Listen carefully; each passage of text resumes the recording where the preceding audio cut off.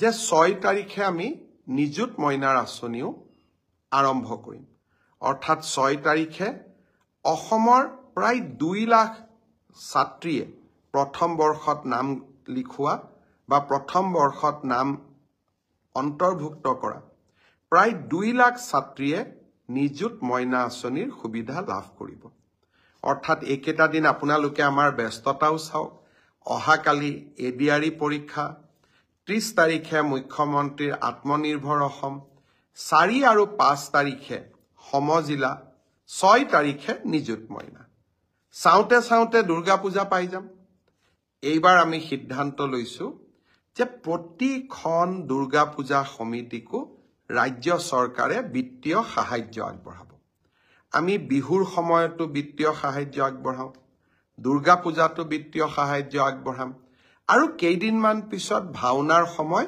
আমি ভাওনাতো বিত্তীয় সাহায্য আগবঢ়াম অৰ্থাৎ ৰাজ্য চৰকাৰে অসমৰ প্ৰতিটো উৎসৱৰ সময়ত আমি একেলগে জনসাধাৰণৰ লগত যাতে উৎসৱ পালন কৰিব পাৰো তাৰ বাবে আমি এনেবোৰ নতুন আঁচনি আৰম্ভ কৰিছো আৰু এই আঁচনিসমূহে নিশ্চিতভাৱে আমাৰ চৰকাৰখনক ৰাইজৰ ওচৰলৈও লৈ গৈ আছে হল যে এইবাৰ পৰীক্ষা শেষ কৰাৰ পিছত আপোনালোকে নিজৰ কুৱেশ্যন বুকলেটখন ঘৰলৈ উভতাই লৈ আহিব পাৰিব খালি ভুলতে OMR চিটখন লৈ নাহিব কুৱেশ্যন পেপাৰখনহে লৈ আহিব আৰু কুৱেশ্যন পেপাৰখন লৈ আহিলে ঘৰত আপোনালোকে পৰীক্ষাৰ্থীসকলে চাবও পাৰিব যে কোনটো শুদ্ধ উত্তৰ কৰিলো কোনটো শুদ্ধ উত্তৰ কৰা নাই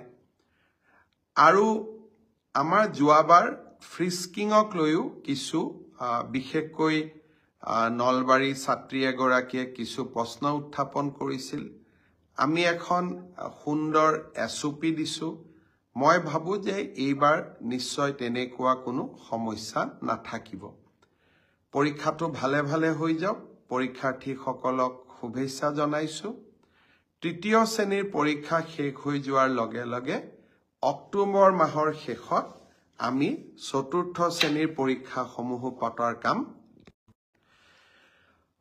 আৰু এটা মই নতুন কথাও ক'ব খুজিছো যোৱাবাৰ যি পৰীক্ষা হৈ গল মই যোৱাবাৰ ফেচবুক লাইভত আপোনালোকক কৈছিলো যে তাৰ আমি OMR চিটটো কোনোবাই যদি বিচাৰে আমি তেওঁলোকক দি দিম বৰ্তমানলৈকে 47,000 ছাত্ৰ ছাত্ৰীয়ে OMR চিট বিচাৰি সেৱালৈ নিজৰ আবেদন পঠিয়াইছে আৰু তাৰে 32,000 ছাত্ৰ ছাত্ৰীক ইতিমধ্যে আমি OMR চিট উভতাই দিলো যোৱাকালি আজি ৰাতিপুৱাই বুলি ক'ব লাগিব যোৱাকালি হোৱা নাই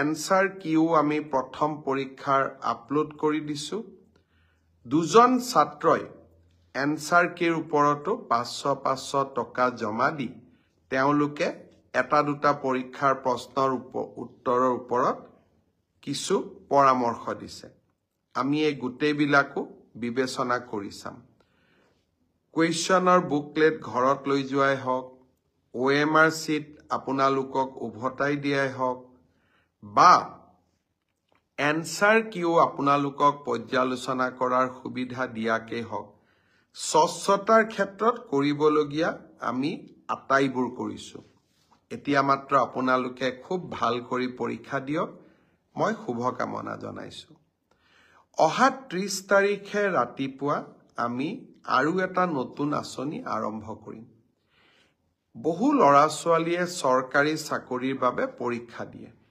চৰকাৰী চাকৰি সকলোকে দিয়াটো সম্ভৱ নহয় সেইবাবে ৰাজ্য চৰকাৰৰ হৈ মই ঘোষণা কৰিছিলো যে আমাৰ ডেকা ল'ৰা ছোৱালীখিনিক উদ্যোগ আৰু ব্যৱসায় কৰিবৰ বাবে আমি 2 লাখ টকাৰ এটা নিধি প্ৰদান কৰিম আৰু খুব ভাল কৰি যদি এই 2 লাখ টকা ব্যৱহাৰ কৰি আমি ব্যৱসায় এটা নিৰ্মাণ কৰো ভৱিষ্যতে প্ৰধানমন্ত্ৰীৰ মুদ্ৰা আঁচনিৰো আমি সহায় ল'ব পাৰিম বা মুদ্ৰা আঁচনিৰ জৰিয়তেও আমি এই 2 লাখ টকাক আৰু ডাঙৰ বৃহৎ পুঁজিলৈ ৰূপান্তৰ কৰিব পাৰিম এই প্ৰধানমন্ত্ৰী আমাৰ মুখ্যমন্ত্ৰীৰ আত্মনিৰ্ভৰ অসম আঁচনিৰ প্ৰথম কিস্তিৰ ধন 30 তাৰিখে ৰাতিপুৱা 10 বজাত আমি গুৱাহাটীৰ খানাপাৰা ফিল্ডৰ পৰা বিতৰণ কৰিম। ইতিমধ্যে আমাৰ জিলা উপায়ুক্তসকলে নিৰ্বাচিত ছাত্ৰ ছাত্ৰীসকলক আমন্ত্ৰণ জনাইছে। মই আশা কৰিম যে 25,000 নিৰ্বাচিত যুৱক যুৱতী অহা 30 তাৰিখে যাতে খানাপাৰালৈ আহে। প্ৰথম আমি 75,000 টকা দিম। 3 দিনীয়া প্ৰশিক্ষণটো সমাপ্ত হোৱাৰ লগে লগে আমি আৰু 25,000 টকা নৱেম্বৰ মাহৰ ভিতৰতে এই যুৱক যুৱতীসকললৈ আগবঢ়াম।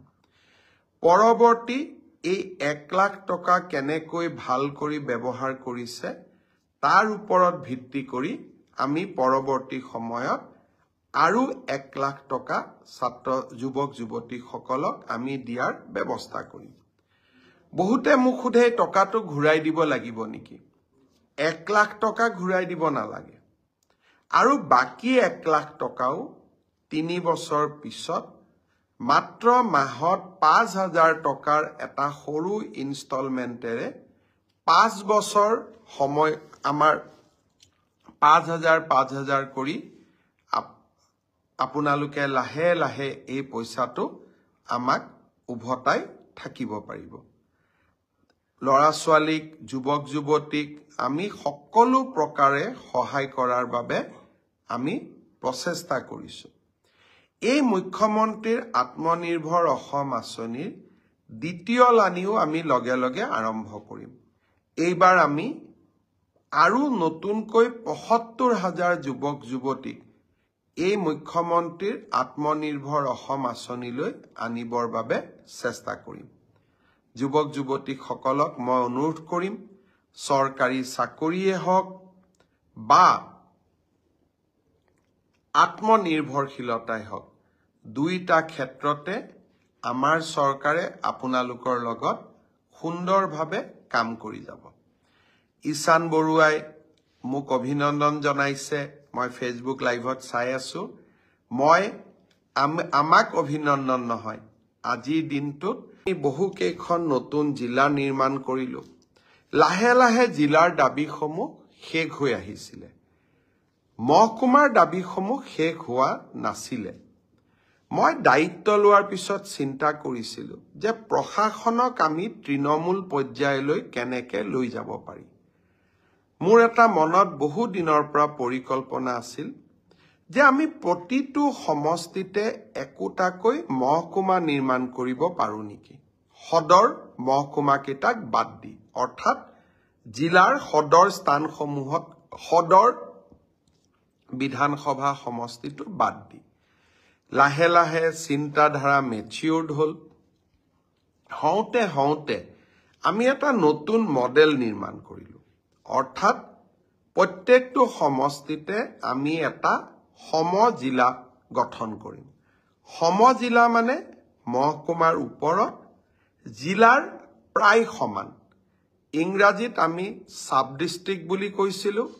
অসমীয়াত আমি প্ৰথমতে উপজিলা শব্দটো ব্যৱহাৰ কৰিছিলো। এতিয়াৰ পৰা আমি সমজিলা বুলি আমি ক'ব খুজিছো।